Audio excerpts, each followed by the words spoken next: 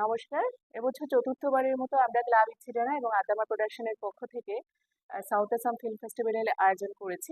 যে ছবিগুলো আসছে সেটি হলো আহ, পুতুল নাচের ইতিকথা, একাডেমি অফ ফাইন আর্টস, ফোরপুর, আমি যখন হেমা মালিনী, শেডস, তারপর বেঁচে থাকার গান, দ্য ফেভারিট, অ্যান্ড শিলচরের নরপিশাচ। এই ছবিগুলো দেখানো হবে ফেস্টিভ্যালে। যারা আসছেন এবছর, সেখানে অরিন্দম শীলের ছবি আসছে পোরপুর, তিনি নিয়ে আসছেন তার ছবি অরিন্দম শীল। পারমিতা মুশির ছবি আমি যখন হেমা মালিনী, তিনি আসছেন। জয়ব্রত দাসের ছবি একাডেমি অফ ফাইন আর্টস, তিনি আসছেন। এবং সুমন মুখোপাধ্যায়ের ছবি পুতুল নাচের ইতিকথা, তিনি আসছেন না, তিনি আসতে পারছেন না যেহেতু আমেরিকায় রয়েছেন। প্রযোজক আসছেন ছবি, আমার ছবি শেডস, দ্য ফেভারিট, অ্যান্ড বেঁচে থাকার গান দেখানো হবে। এবং শিলচরের আরো এক চিত্র নির্মাতা দিবাকরের ছবি, দিবাকর নাগের ছবি নরপিশাচ দেখানো হবে।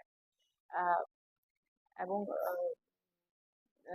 সাহেব চট্টোপাধ্যায়, সোদপুর থেকে সাহেব চট্টোপাধ্যায়, দেবলীনা দত্ত, আহ, পাপিয়া অধিকারী, যিনি এবছর আমাদের কলকাতার টলিগঞ্জের বিধায়িকা নির্বাচিত হয়েছেন, তিনি আসছেন।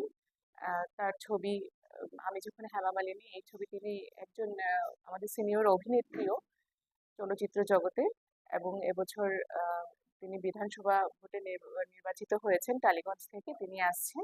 তো সবাইকে নিয়ে এবছর আমরা আমাদের এই চলচ্চিত্র উৎসব করতে চলেছি। 11 জুন শুক্রবার শিলচর বঙ্গভবনে দুপুর 3টের সময় আমাদের এই অনুষ্ঠানের শুভারম্ভ হবে। তো আমি পুরো বরাকবাসীকে আহ্বান করছি আমাদের পাশে থাকার জন্য।